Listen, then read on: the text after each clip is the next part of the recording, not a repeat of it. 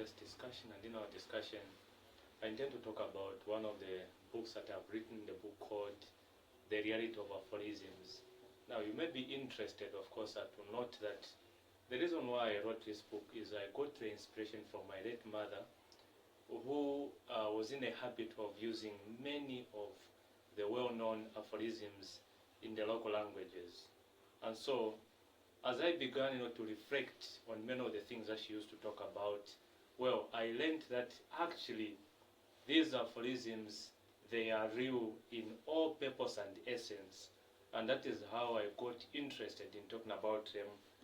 And in this vein, I decided that this book should be called The Reality of Aphorisms. I was so interested, of course, to understand that in the intricate embroidery human expression, aphorisms stand out as powerful threads that weave together the wisdom of ages. In the folk wisdom, things would never be said any better than using aphorisms. I'll give you, for example, in the Bemba aphorisms, it is said, Inganda by Kumbomtenge, of course, to refer to the English equivalent, which says, the grass is always greener on the other side. There are so many aphorisms. The Tonga one that I know very well, of course, says, Buzabulanenga. The English equivalent is that the finger that you feed today, tomorrow might bite you. And so there are so many aphorisms that we may talk about. But one thing that I learned is that this brief insight statement encapsulates profound truths in a manner that is both memorable and impactful. Now, the reality of aphorisms is a journey of the heart of these timeless expressions, exploring the origins and enduring relevance in our contemporary world. In my desire to talk about aphorisms, I wanted to find out exactly whether it is true that these aphorisms are true in both nature and necessity. Now, my fascination with aphorisms began at the early age when I was still a young boy. Now, these were influenced by my late mother, who, of course, like I've said, loved to issue many.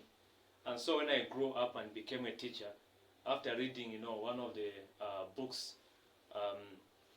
of course, the book called The Quills of Desire, written by Biswell Sinyangwe, I learned, of course, two aphorisms also in the opening chapter of Quills of Desire.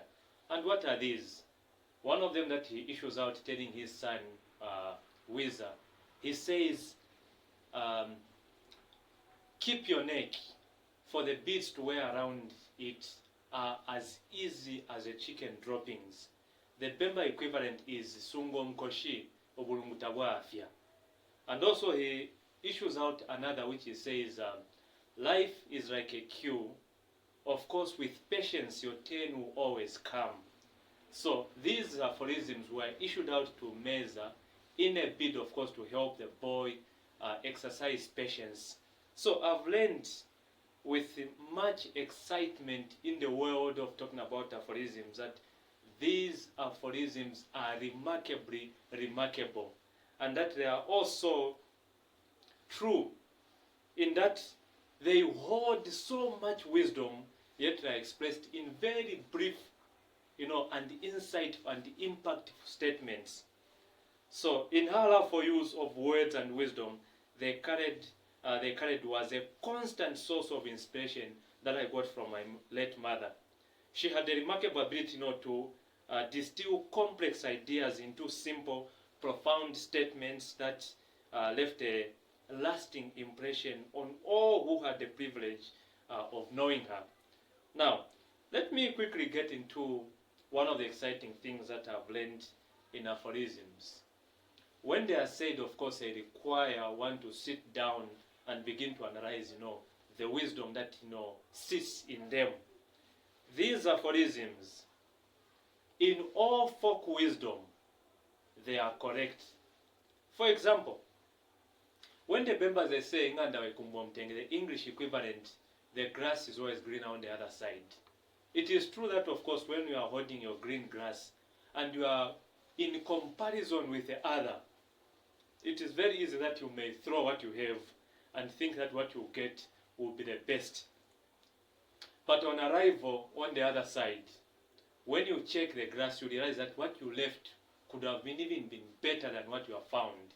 And so what happens at that moment, you just begin to continue encouraging yourself, whether in the correct or in the wrong, but oftentimes in the wrong.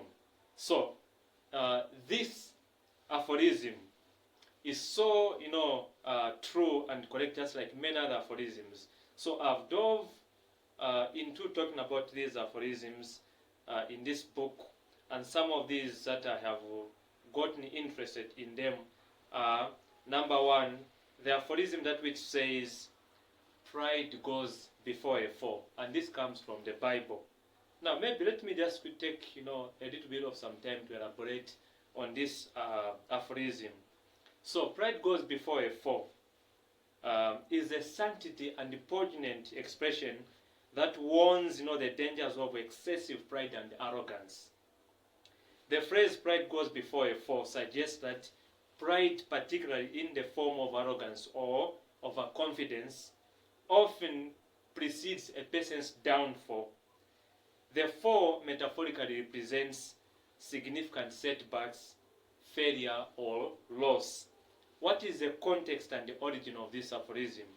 So this aphorism originates from the Bible, significantly from the book of Proverbs, chapter 16, verse 18, which states that pride goes before destruction, a horned spirit before a fall. Over time, the phrase has been shortened and adapted into more common form that which are known today. Now, what is the deeper meaning of this aphorism? So the aphorism cautions against becoming too proud or overestimating one's own ability. It suggests that such attitude can lead to mistakes or misjudgments, resulting in negative consequences. So implicit in this saying is the value of humility at its core. By recognizing one's limitations and maintaining a modest perspective, individuals are likely or less likely to make errors stemming from overconfidence. Throughout history and literature, harbingers of excessive pride is often portrayed as character flaw, leading to downfall.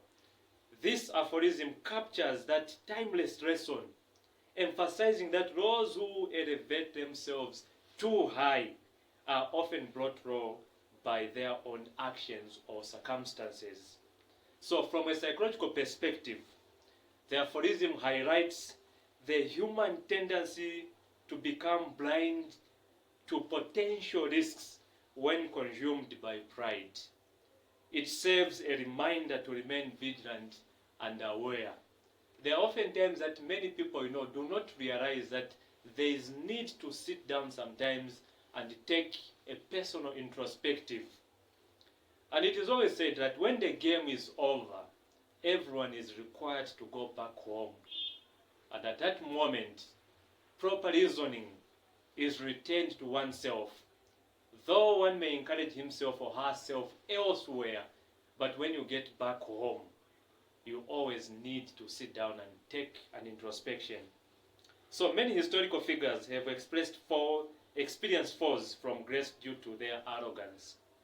For instance, the powerful leaders who believed they were unquenchable or unconquerable often faced dramatic downfalls when their overconfidence led them to make poor decisions. In everyday life, someone who boasts about their skills, it can be about beauty, it can be about one being handsome, it can be about one being intelligent, it can be about so many things that we can talk about. We see that, in the end, because they don't measure their limitations, they fall out of grace and they crumble down.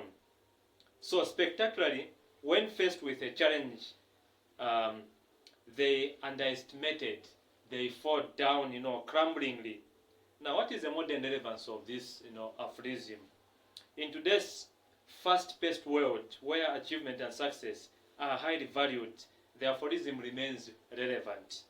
It reminds people to stay grounded and not, to let success or praise inflate their ego to the point where they overlook the potential pitfalls. There is no one who is a champion on earth, and there is no one who holds all the ability in themselves. We are just people who are complementarily depend on others. And to quickly think that you are of highest value than any other person on earth is self-deception.